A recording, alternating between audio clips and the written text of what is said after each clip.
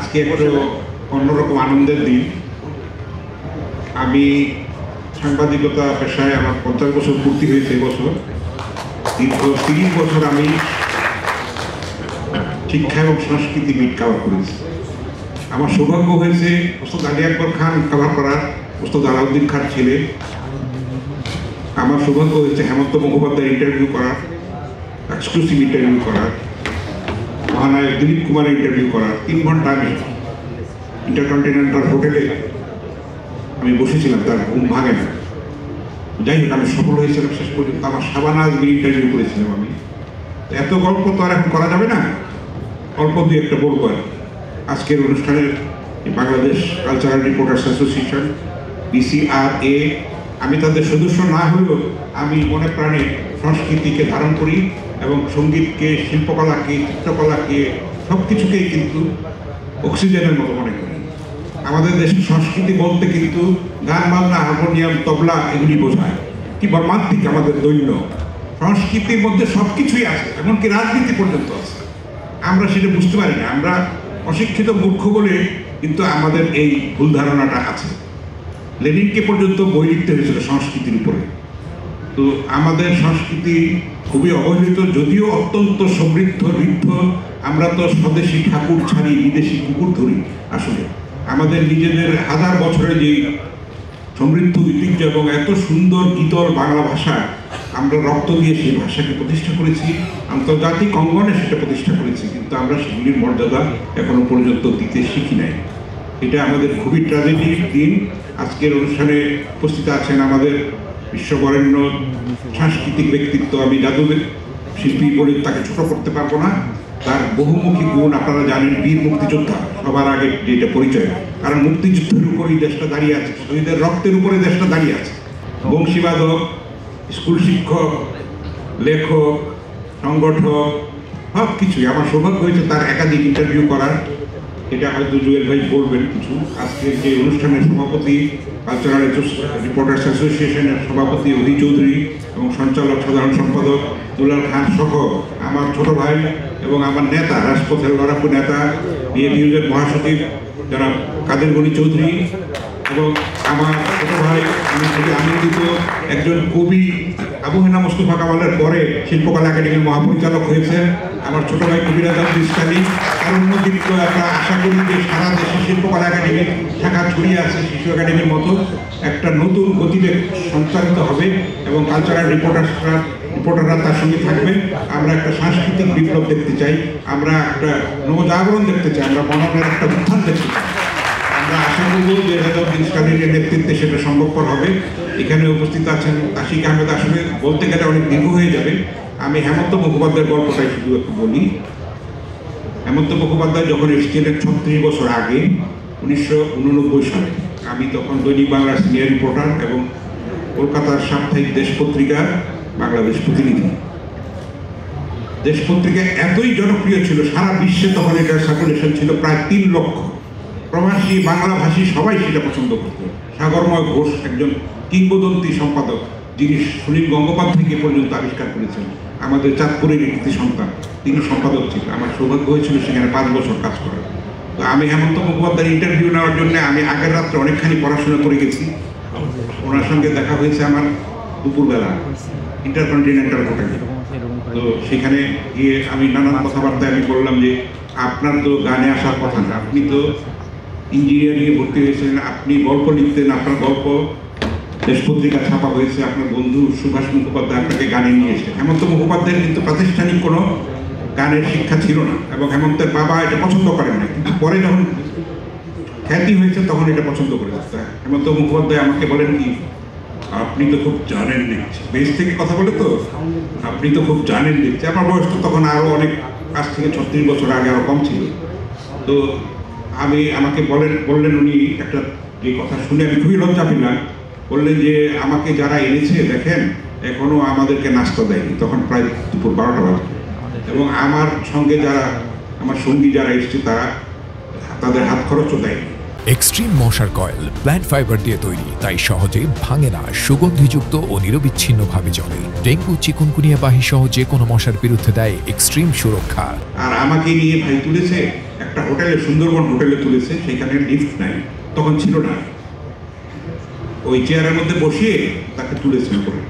হেমন্ত মুখোপাধ্যায় কিন্তু হার্টের patient, pacemaker বসানোর বুকে, আমাদের বাংলাদেশ থেকে যাওয়ার অল্প কিছুদিন পরে মারা গেছে। তো উনি মারা যাওয়ার পর আমি লিখেছিলাম স্বাগতম হেমন্ত, বিদায় হেমন্ত, এটা কাভার স্টোরি, কাভারে সেটা ছাপা হয়েছে। এবং বাংলাদেশ টেলিভিশনে একটা দীর্ঘ ইন্টারভিউ নিয়েছিলেন আমার শ্রদ্ধেয় শিক্ষক, সরাসরি শিক্ষক, বাংলাদেশ শিল্পকলা একাডেমির মহাপরিচালক ও বাংলা একাডেমির পরিচালক, প্রখ্যাত গীতিকার, কবি, গবেষক, বাগ্মী অধ্যাপক আবু হেনা মোস্তফা কামাল। বিরাট একটা ইন্টারভিউ করেছিলেন বিটিভিতে। আমি সেটা জোগাড় করে অডিও থেকে ট্রান্সক্রাইব করে পুরাটাই সেখানে আমি দেশ পত্রিকায় ছাপিয়ে দিই। তো হেমন্ত মুখোপাধ্যায়ের কাছ থেকে শুনে আমি বললাম যে আপনি কি এখন নাস্তা করবেন? বলে এখন তো লাঞ্চের সময় হয়ে গেছে। আমি এত অপমানিত হলাম। সন্ধ্যার পরে ইঞ্জিনিয়ার্স ইনস্টিটিউটে অনুষ্ঠান, হেমন্ত মুখোপাধ্যায় আসছেন না মানে ওই রাগে। তো তখন সেখানে প্রধান অতিথি হচ্ছেন ব্যারিস্টার মওদুদ আহমেদ, তৎকালীন ভাইস প্রেসিডেন্ট। তো মওদুদ আহমেদও আসতে পারছেন না, যেহেতু হেমন্ত আসেন নাই। ফলে একটা অচল অবস্থা, সেটা কিন্তু টিকেটের মাধ্যমে হয়েছিল, অনেক টাকার টিকিট। তো যাই হোক, পরে হেমন্ত এসছেন, মওদুদ আহমেদও এসছেন, অনুষ্ঠান শুরু হয়েছে। এক ফাঁকে আমি সামনের চেয়ারে ছিলাম ইঞ্জিনিয়ার্স ইনস্টিটিউটে, আমার সঙ্গে ছিলেন শফিকুল করিম সাবু ভাই, আমাদের সিনিয়র সাংবাদিক, ঢাকা রিপোর্টার্স ইউনিটির সাবেক সভাপতি। তো হঠাৎ করে মওদুদ আহমেদ সাহেব মঞ্চ থেকে নেমে এসে সাবু ভাইয়ের সঙ্গে কথা বলছেন। তো এই যে কী খবর, সাবু কেমন আছে? তো আমি সাবু ভাইকে আমি ঘটনাটা জানিয়েছি, হেমন্তের সঙ্গে যে ঘটনাটা করা হয়েছে। সেই ব্যক্তির নামটা আমি বলতে চাচ্ছি না, তার আমাদের ডিজি মহোদয়ের জেলার লোক, আপনারা যারা যারা চিনবেন। তো আমাকে হেমন্ত বলেছেন যে এরকম রানু মুখোপাধ্যায় এসেছিলেন, তারপরে তার কন্যাও এসেছিল, তাই তো সঙ্গে এসেছিল। তো হেমন্ত মুখোপাধ্যায়ের স্ত্রী আমাকে বললেন, বেলা মুখোপাধ্যায় বললো যে এরকম মান্নাদে আমাদেরকে কিন্তু মানা করেছিল যে এই লোকের সঙ্গে যাচ্ছে, কিন্তু ঠিক মতো টাকা পয়সা দেয় না, উল্টাপাল্টা ব্যবহার করে। তো আমি এত অপমানিত হয়েছি। মওদুদ ভাই আসার পরে, বেশির মওদুদ আসার পরে আমি সাবু ভাইকে বললাম যে আপনি ঘটনাটা বলেন। তো সাবু ভাই বিএসএসে চাকরি করে, এখন সরকারি চাকরি, ভাইস প্রেসিডেন্টকে এই কথাটা কেমনে বলবো উনি বলতে চাচ্ছেন। আমার বয়স তো তখন কম, আমার রাগ হয়ে গেছে। আমি বললাম যে স্যার এরকম করেছে হেমন্ত মুখোপাধ্যায়ের সঙ্গে।